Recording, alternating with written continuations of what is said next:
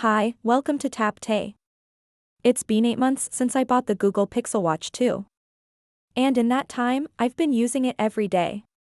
I've worn it to work, to the gym, to sleep, on vacations, and during lazy weekends at home. I've tested almost everything you can do with this watch. I've used it for fitness, sleep tracking, managing notifications, controlling music, and more. So what do I think after half a year? It's a big improvement over the original Pixel Watch. That's for sure. Google has taken a lot of feedback from the first version and made important changes. Some of these changes are small but meaningful. Others are pretty big. But here's the thing, while the Pixel Watch 2 is better, it's not perfect. There are still parts of the experience that feel rough. Some software issues. Some hardware choices that just don't make sense. Some things that make you wonder, why? Didn't they fix this? Let's start with the good stuff.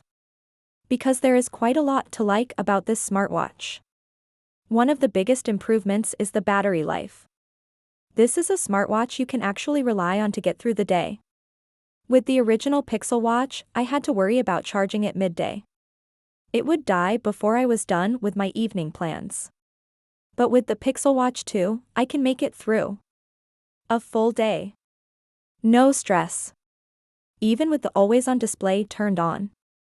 The charging is also much faster now. I usually charge it when I'm in the shower in the morning. Then I'll top it off again in the evening while getting ready for bed or after a workout. That's more than enough to keep it going. I don't need to leave it plugged in for an hour. Just 15 to 20 minutes at a time is enough. That quick charging makes a big difference. Especially if you're using the watch for sleep tracking too. And yes, I've tested it with different settings. Always on display on and off. Bluetooth connected.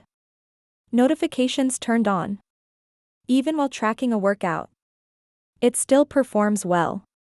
Battery life will always vary based on usage, but overall, this is one of the more consistent performers I've used. It's a win for Google. Speaking of sleep, this is another area where the Pixel Watch 2 has improved. Fitbit's sleep tracking system is now fully built into the watch. Fitbit, of course, is owned by Google. So this makes sense. And the result is actually very good. You get a detailed breakdown of your sleep each night. Light sleep, deep sleep, REM stages. It feels more accurate than some other watches I've tried. The graphs are clean. The data is easy to understand. It helps you get a better picture of your sleep habits over time.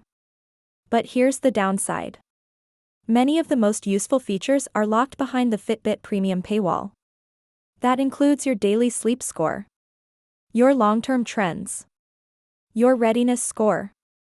This score tells you how rested you are and how hard you should push yourself physically on any given day. That feature is especially useful for fitness people or just those trying to live healthier lives. It helps you avoid overtraining. It tells you when to rest. But again, you need to pay for Fitbit Premium to use it. And honestly, that doesn't feel right. Google already has your health data. They're already selling you a premium-priced watch. Putting some of the best features behind a subscription feels greedy. I've tried Fitbit Premium. And to me, it's just not worth it long-term. It doesn't offer enough value to justify a monthly fee. Especially when other platforms give you these features for free. It feels a little anti-Google, if I'm being honest. Now let's talk about the design. If you've seen the original Pixel Watch, this will look familiar. That's because Google hasn't changed the design much. And that's not a bad thing. Because the original was already one of the best-looking smartwatches out there. It's got a round, pebble-inspired design. Very smooth edges. A polished finish. The glass on the front curves right into the casing, making it look almost bezel-less in most lighting. It's minimal, it's clean, and it looks great with almost any outfit. The included sport band is comfortable. Soft silicone. Doesn't irritate the skin. And once you learn how to swap the bands, it becomes really easy. Google's band system is different from other watches, but it's not hard once you get used to it. But the size is an issue. Google still only offers one size, 41mm. And for many people, that's just too small. On larger wrists, it can look almost toy-like. I really hope Google releases a larger size in the next version. Just one more size option could open this watch up to more users. Also, there aren't many material or finish choices. You get aluminum and a few color options. But compared to what Samsung or Apple offers, it's limited. I hope Google expands the lineup in the future. A stainless steel or titanium model would be nice. Fitness tracking is another strong point. It's very easy to use. Swipe over, tap on the workout you want to start, and that's it. No digging through menus. No delays. The interface is smooth and simple. It supports a wide range of workouts too. Walking, running, cycling, strength training, and more. Heart rate tracking is consistent. It has automatic workout detection as well. And I've found that it's surprisingly accurate. You also get integration with Fitbit's health data.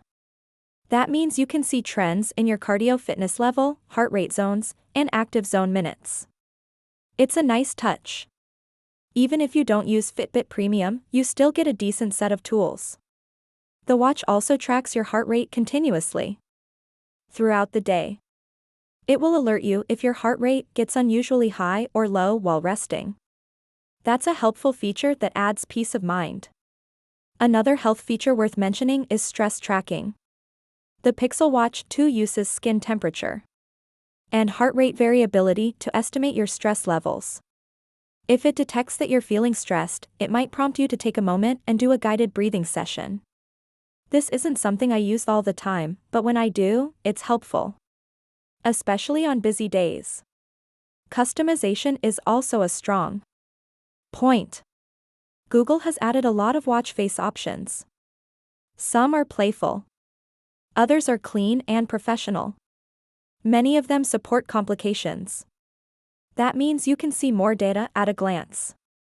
Want to see the weather, the time in another city, your step count, and heart rate, all on one screen? You can. It's really flexible. You can also add shortcuts to apps. So if you often use the timer or stopwatch, or you check your calendar a lot, you can access those tools directly from the watch face. It saves time and makes the watch feel more useful. Now, one area where I think the Pixel Watch 2 still beats most of its competition is the integration with Google services. You get full Google Assistant. You get Google Maps. You get Calendar, Gmail, and more. It feels like an extension of your Pixel phone. Everything works together. Let's talk a bit more about Google Assistant. This is one of the Pixel Watch 2's best features. It's fast. It's accurate. And it's integrated well into the system. You can activate it by holding down the side button. Then just speak your request. Set a timer. Add something to your calendar. Ask for the weather. Send a message. It all works smoothly. But there is one small complaint.